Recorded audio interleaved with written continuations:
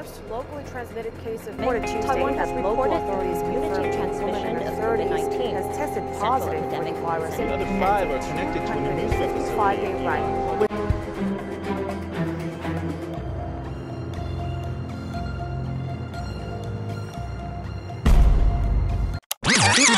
Teka lang, pandemic day. 3 years ago pa yan ha? Sobrang tagal na niyan. Oo nga. Pero sige lang, pang memories lang natin, te. Di ko kasi nagawa kagad, may priority kasi. So continue tayo.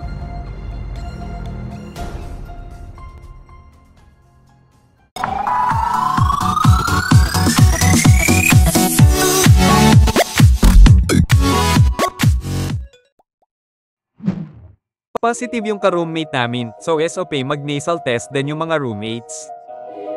Protocol, yung mga roommate din, need din mag-test. Nakakuha na kami ng mga test kit at proceed na kami sa isolation room. Pre, Rods. Rods! Ha? Iga ma? Oh. After 15 minutes, negative ang resulta. Negative. Back to work.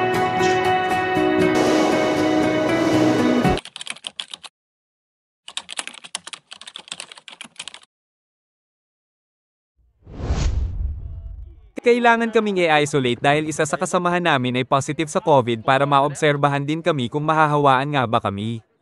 Pansamantala isolate muna kami sa hotel. Kasya? Welcome to the jungle. Siguro nila. Halos 5 oras kami bago nakapasok sa aming kanya-kanyang kwarto kaya gutom talaga din. Gutom kayo, bro. Breakfast. Taga ma? Ito pala breakfast dito. 1 cup cold black tea at sandwich. Sa first day wala kaming ibang ginawa dito kundi kumain, manood ng TV, matulog at kumain ulit. Coffee! Maaga kami bukas kasi 6:10 AM ang bus. Bago kami pumasok sa trabaho kailangan namin mag-nasal test.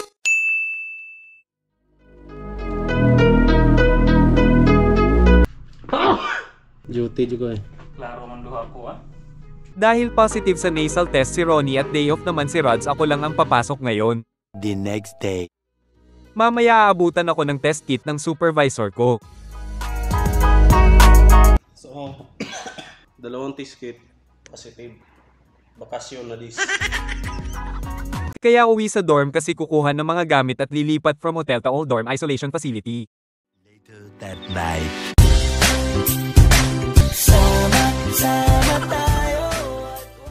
Ito ang tahanan namin for 7 days. May rasyon ng pagkain, supplements at may random nasal test. Ang iba ay nauna nang umuwi sa dorm dahil negative na sila sa test. At sa pang-7 araw ko dito ay babalik na ako sa dorm. Kita to.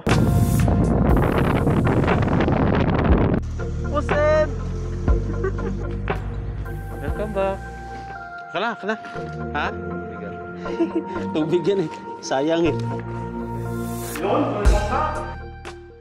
Gamit. Ayos na. Vlog konti. Tapos na, Topik 11 siya, 6 kilometers. Dati may pawis oh. 6 kilometers. God.